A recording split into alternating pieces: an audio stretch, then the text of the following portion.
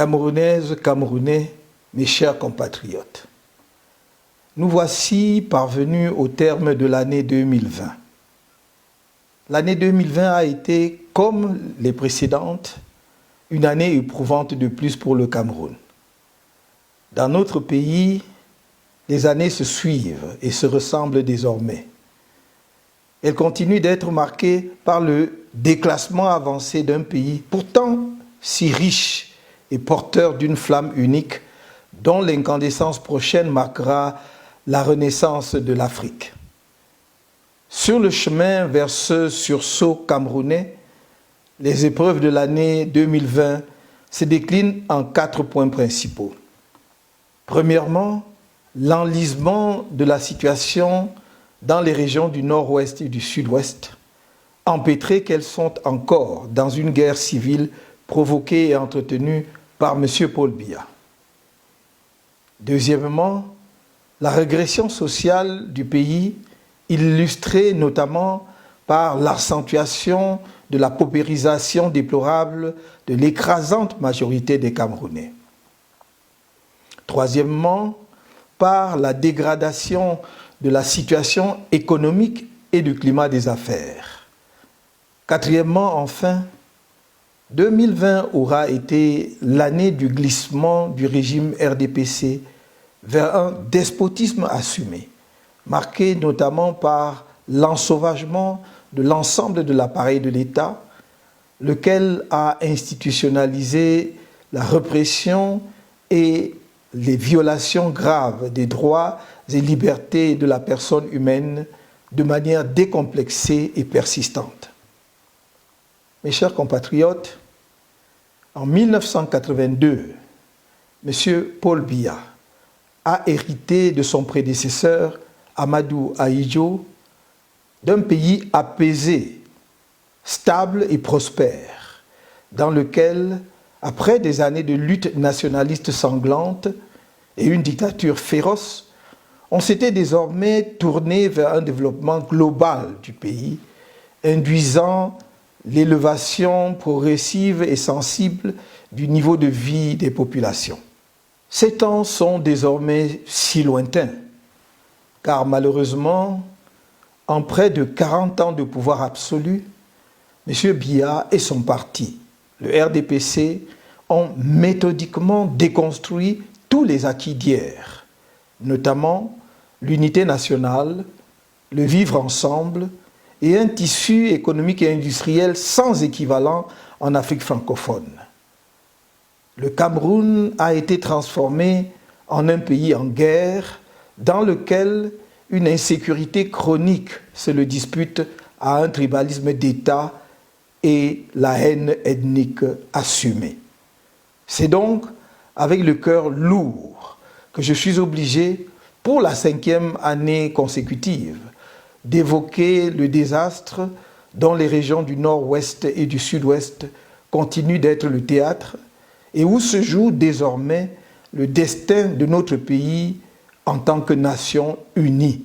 Le pourrissement entretenu de la situation dans ces 2 régions doit forcément procéder d'un agenda politique du pouvoir RDPC. Sinon, comment comprendre l'obstination du pouvoir pour une option militaire à l'échec annoncé? Fidèle à lui-même, M. Biya a choisi le chaos politique pour gagner du temps. Pour pérenniser son pouvoir à vie, quel qu'en soit le prix, il ne recule devant rien et multiplie les leurs, au rang desquels la Commission nationale pour la promotion du bilinguisme et du multiculturalisme, le Comité national de désarmement, de démobilisation et de réintégration, le Grand Dialogue national, le programme de reconstruction et même de pseudo-tentatives d'ouverture des négociations avec des leaders de la cause anglophone. Tout y passe, sauf le sérieux et la volonté nécessaire à la résolution des problèmes en homme d'État. Il préfère la politique politicienne qui, à ce niveau de responsabilité, ne peut être que source de malheur pour le pays. Et de fait, l'année 2020 nous a offert des illustrations additionnelles du caractère pernicieux de son indifférence à l'égard des souffrances des Camerounais. La tragédie de Ngarou restera à ce titre le symbole de ce laisser-faire inimaginable.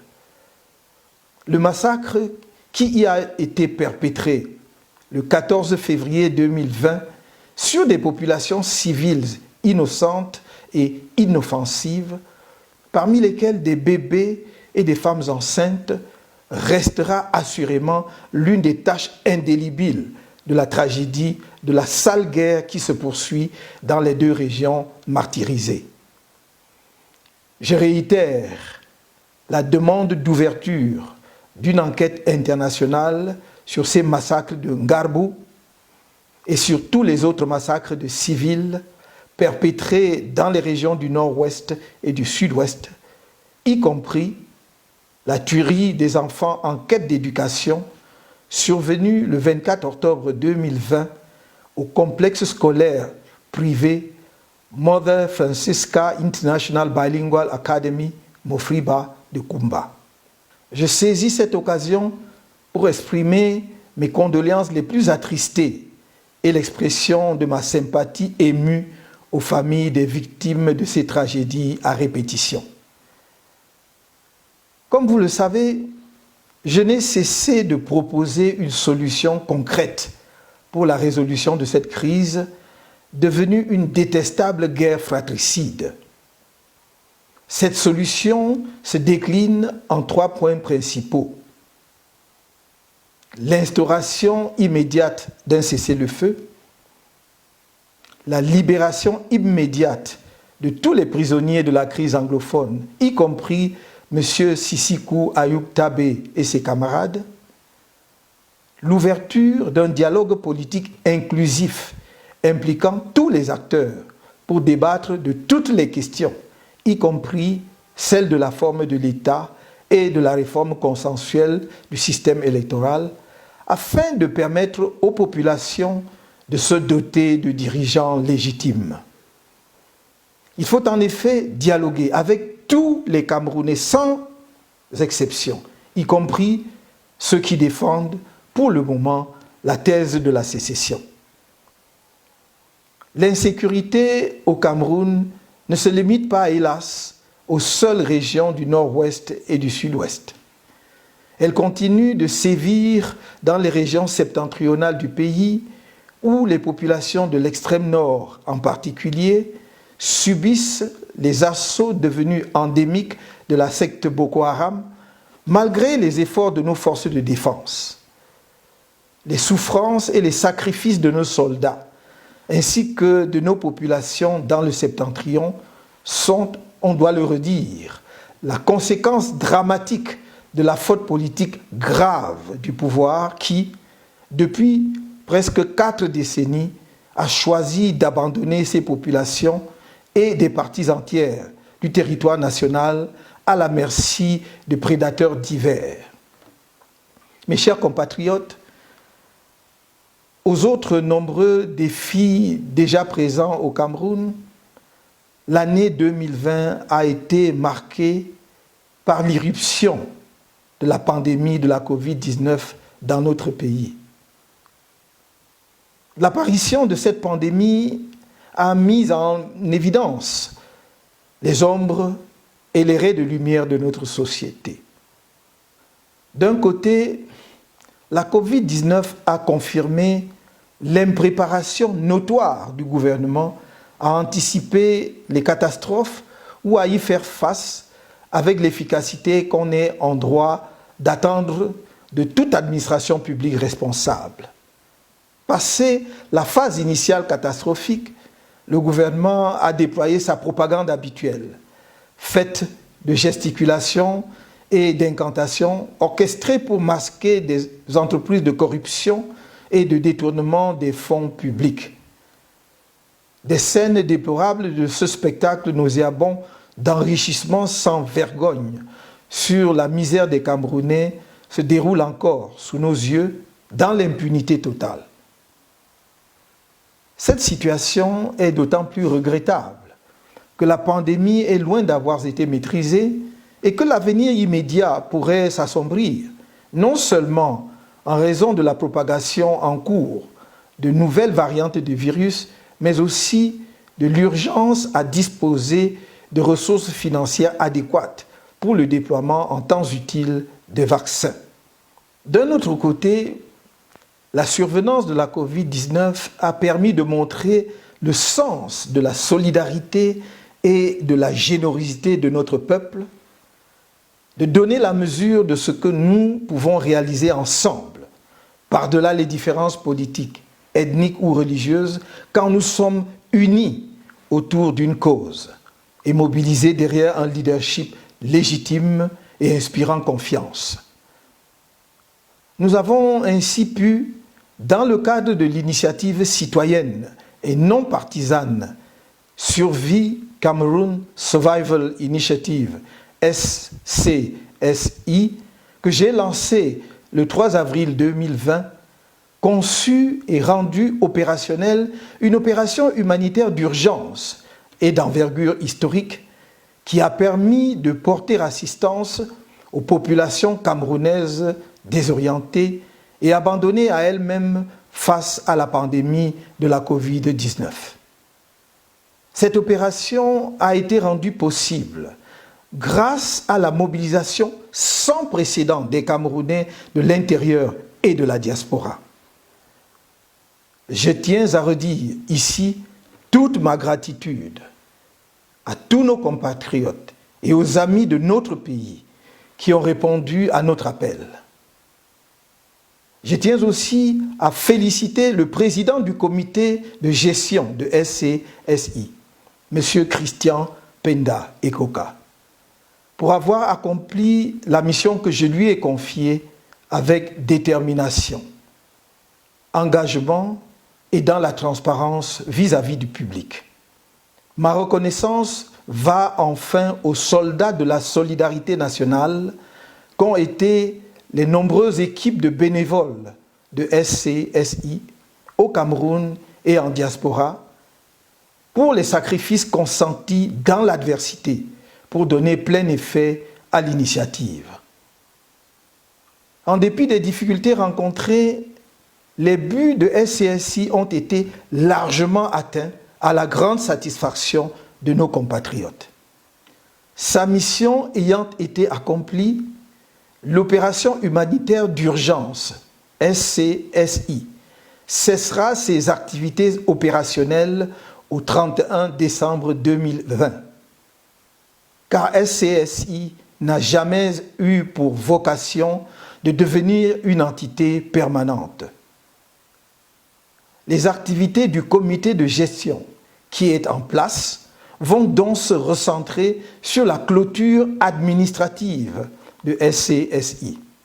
C'est dans ce cadre que sera mené à la plus brève échéance possible l'audit indépendant destiné à examiner, d'une part, la fiabilité des informations et des procédures des plateformes de collecte jusqu'au transfert des fonds sur le compte bancaire utilisé par SCSI et, d'autre part, l'utilisation des fonds collectés pour les besoins de l'initiative SCSI. La procédure de sélection sur une base compétitive et transparente d'un cabinet d'audit a ralenti la mission d'audit et n'a pas permis de tenir la date du 20 décembre que j'avais impartie à cet effet. Mais la mission est désormais engagée et à ma connaissance, toutes les personnes et structures concernées collaborent pleinement avec l'auditeur indépendant. Mes chers compatriotes, l'impact économique de la COVID-19 a été désastreux pour notre pays. Elle aurait entraîné la fermeture de nombreuses entreprises et provoqué le placement en chômage technique d'environ 54 000 travailleurs, ainsi que le licenciement de quelques 14 000 personnes dans un environnement où très peu de Camerounais ont un emploi. Dans l'édition de mai-juin 2020 de sa note de conjoncture sur les répercussions de la Covid-19 sur les entreprises, le groupement interpatronal du Cameroun, GICAM, estimait à 3 139 milliards de francs CFA par rapport à 2019 la perte en chiffre d'affaires des entreprises et à 521 milliards le manque à gagner correspondant pour l'État en termes de recettes fiscales et autres. Dans l'ensemble, les entreprises expriment, dans leur grande majorité, leur insatisfaction par rapport aux mesures de soutien annoncées par le gouvernement. Elles attendent de l'État un soutien plus conséquent dans les domaines fiscal et financiers sous forme de facilités diverses. Mais le régime RDPC a-t-il jamais compris le rôle moteur essentiel de l'entreprise dans l'économie moderne et le développement d'un pays? Sinon, il n'aurait pas rendu le Cameroun si peu attractif pour les investisseurs. Il suffit, pour tout comprendre, de constater que notre pays s'est abonné au dernier rang de tous les classements mondiaux. Qu'il s'agisse de l'indice de perception de la corruption de Transparency International, du Doing Business de la Banque mondiale, de l'indice Mo Ibrahim de la gouvernance, ou encore des divers classements des meilleures universités et institutions de recherche en Afrique, je n'ose pas dire dans le monde. Aucune oreille attentive n'est prêtée aux milieux d'affaires nationaux. L'État peine à honorer sa dette intérieure et pénalise en cela les entreprises locales. Il ne fait pas confiance aux entrepreneurs locaux dans l'octroi des marchés publics d'importance. Avec qui ce régime veut-il développer le Cameroun, si tant est qu'il n'ait jamais eu l'intention de le faire? Les désillusions des projets structurants, qui sont autant de grands échecs, là où l'on attendait les grandes réalisations, les grandes réussites et les grandes opportunités, que sais-je encore, en vue d'une émergence fantasmée, ont achevé de dénuder un régime autiste, prédateur vorace et sans boussole. À l'heure du bilan, on doit se contenter du néant. Et les Camerounais n'ont que leurs larmes devant la surévaluation des coûts des projets et le dépassement des délais dans la réalisation des infrastructures, voire l'abandon de certaines d'entre elles dans la forêt des chimères. Qu'il me suffise ici de citer, en matière d'énergie, le projet de barrage de Bini-Warak, dont les travaux sont bloqués depuis 2018 en raison de l'incapacité de l'État du Cameroun à verser les 4 milliards de francs CFA de frais d'assurance sur l'emprunt obtenu auprès du bailleur chinois. La palme d'or du régime pour le coût au kilomètre de route le plus cher au monde. 7 milliards de francs CFA au Cameroun contre environ 2 milliards de francs CFA en moyenne, selon les données de la Banque mondiale.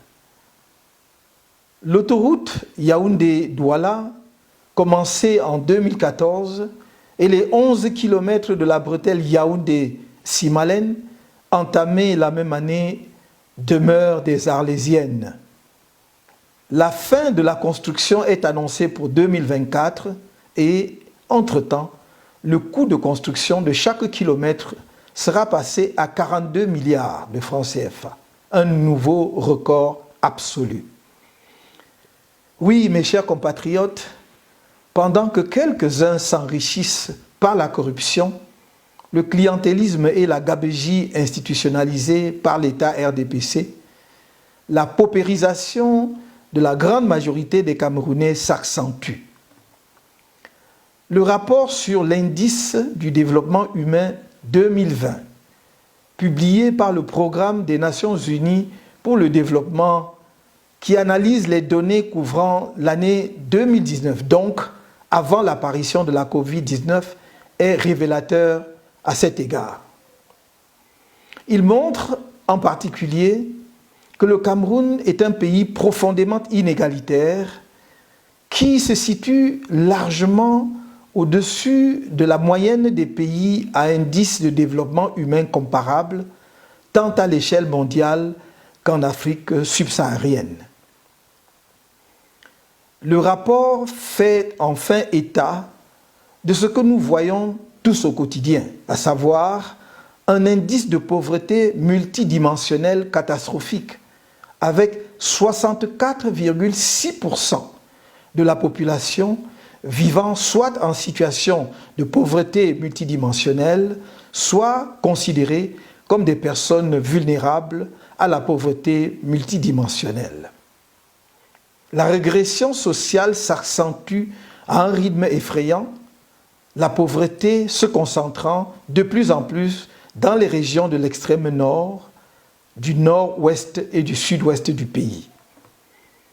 L'accès à l'eau potable reste partout au Cameroun une gageure.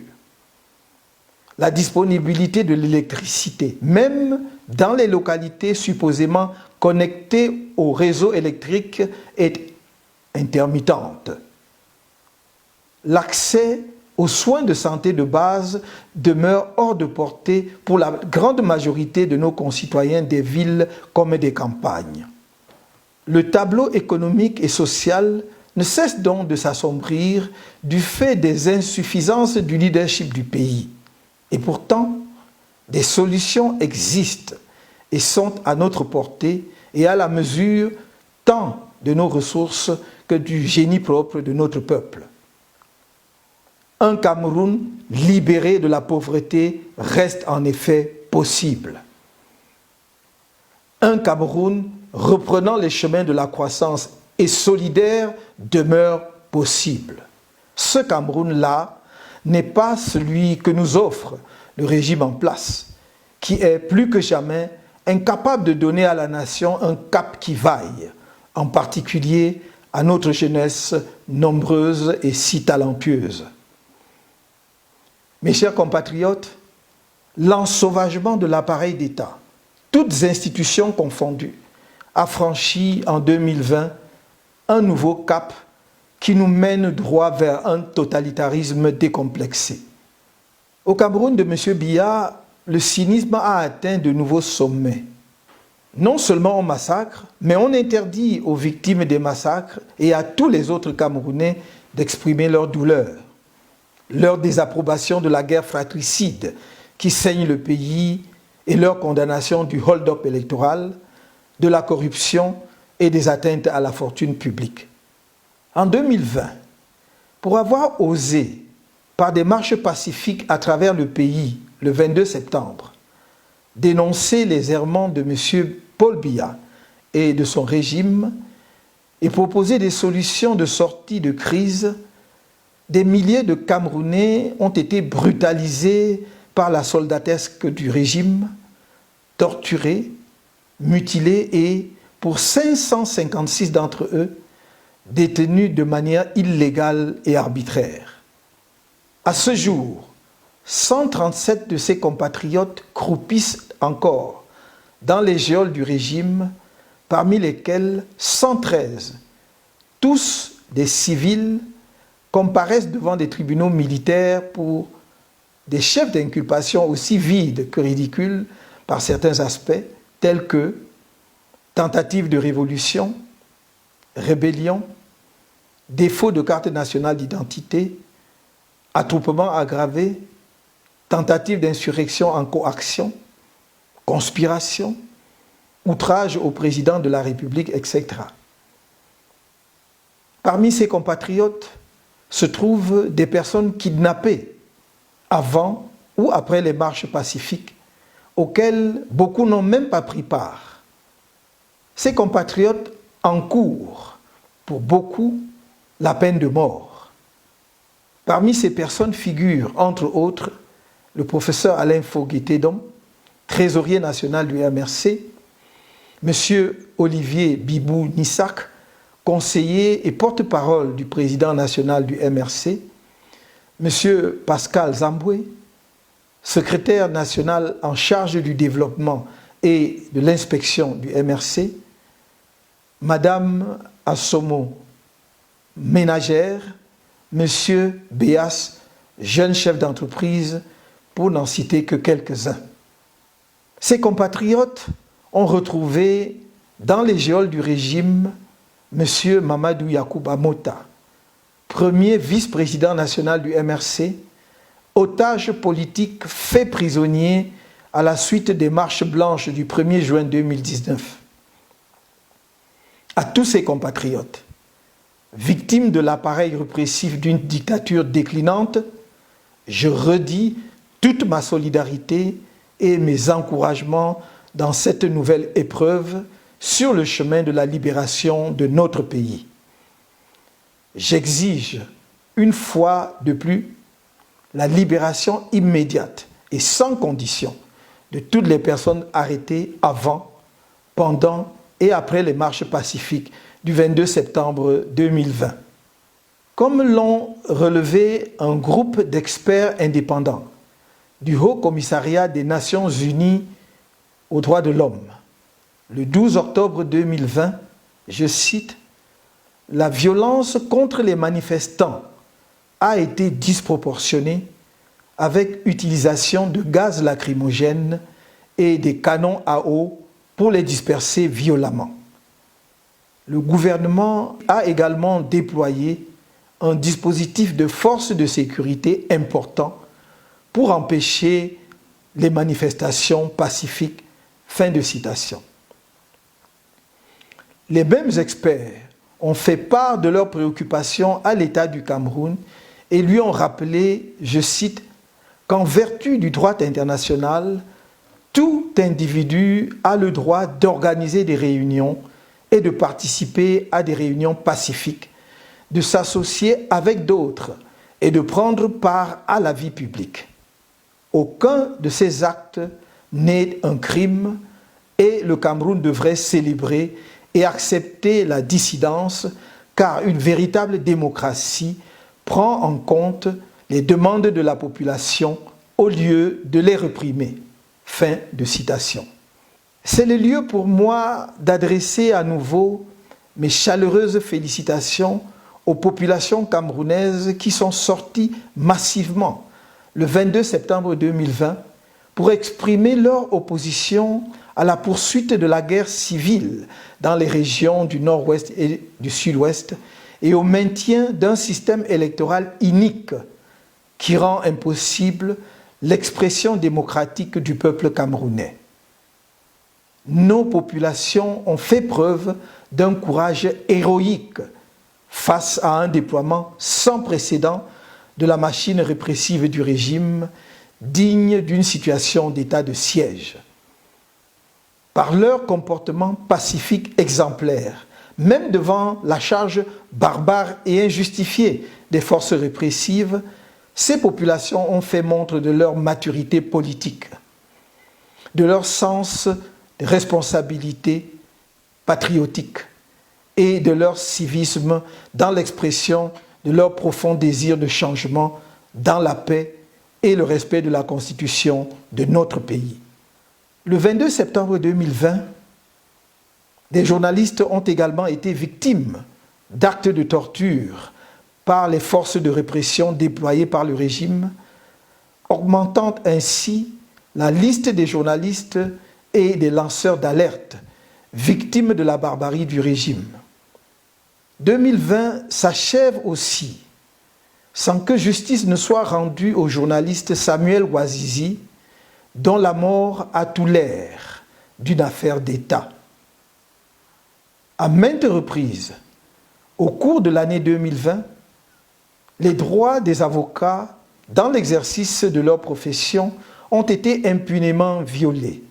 C'est ainsi que, le 13 novembre 2020, le Conseil de l'Ordre des avocats a condamné les brutalités policières perpétrées sur des avocats dans la salle d'audience du tribunal de première instance de Bonadio Douala et exiger, sans suite à ce jour, des sanctions exemplaires contre leurs auteurs. Des mesures répétées de frustration et de persécution des avocats ont conforté le sentiment que désormais, le régime aurait décidé, en humiliant les avocats, de détruire dans l'imaginaire des Camerounais l'un des derniers symboles sur lesquels ils pouvaient encore s'appuyer pour faire respecter leurs droits. Qu'il me soit permis ici de rendre hommage aux avocats, membres du collectif Sylvain Saupe, pour le travail exceptionnel qu'ils abattent pour la représentation bénévole des prisonniers politiques que sont nos compatriotes arrêtés et détenus en rapport avec les marches pacifiques du 22 septembre 2020. Ces avocats font doublement œuvre utile. Premièrement, ils célèbrent l'héritage de Maître Sylvain Saupe, de regrettée mémoire, promoteur infatigable de l'instauration de l'état de droit au Cameroun, si brutalement arraché à la vie. Deuxièmement, ils font honneur à la profession d'avocat au Cameroun et à la cause de la justice, dont le socle des valeurs donne bien plus que des signes de flottement.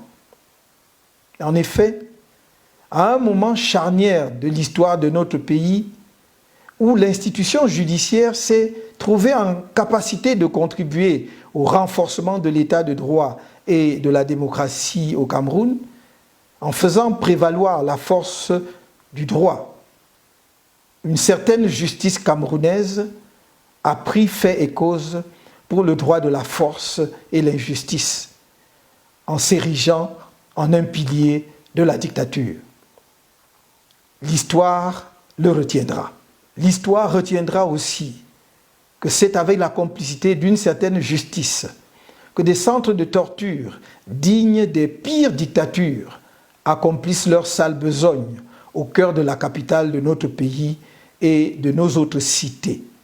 Mes chers compatriotes, le MRC a informé en son temps l'opinion de sa décision de ne pas prendre part aux élections législatives et municipales de février 2020 pour deux raisons principales.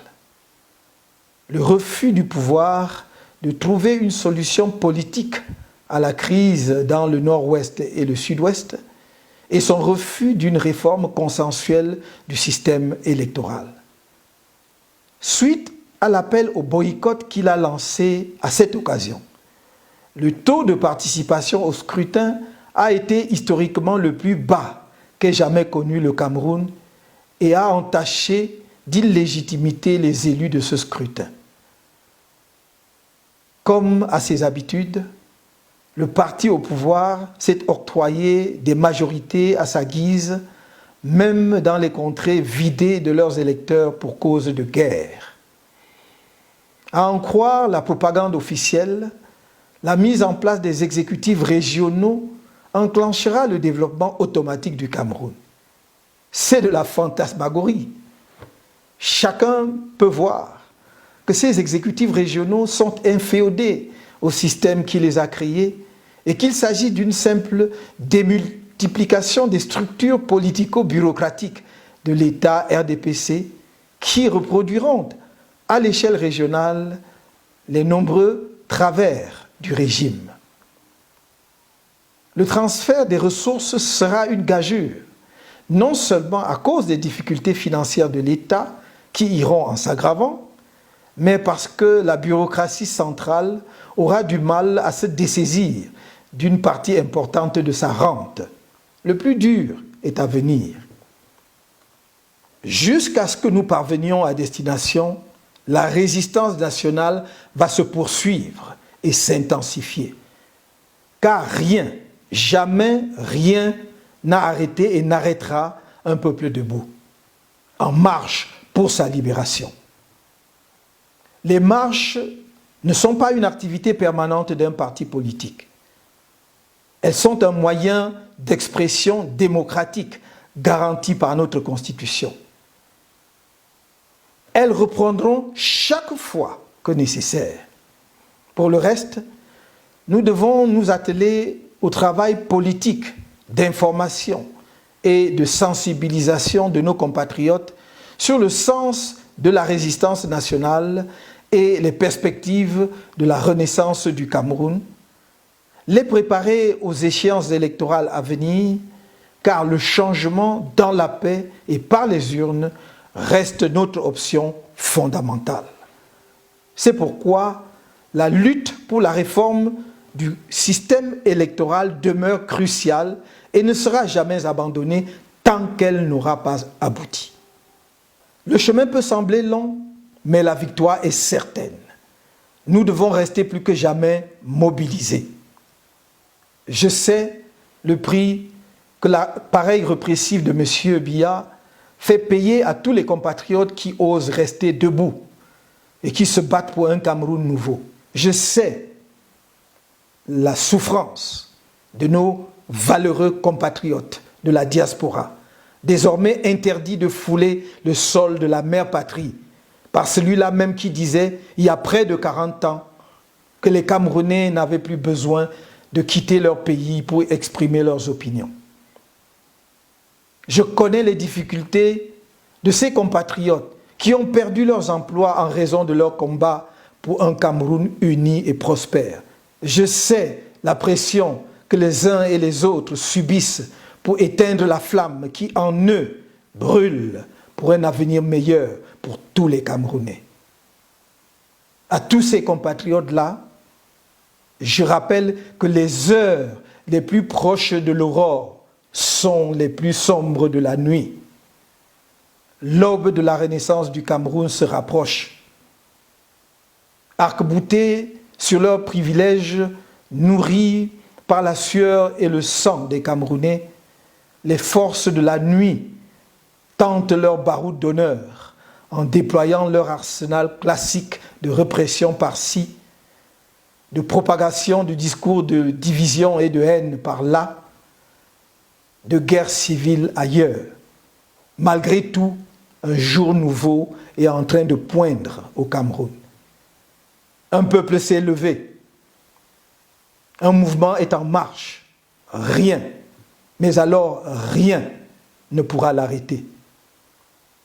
Qu'il s'accomplisse par nous-mêmes ou par d'autres, nous devons être conscients que le changement est inéluctable.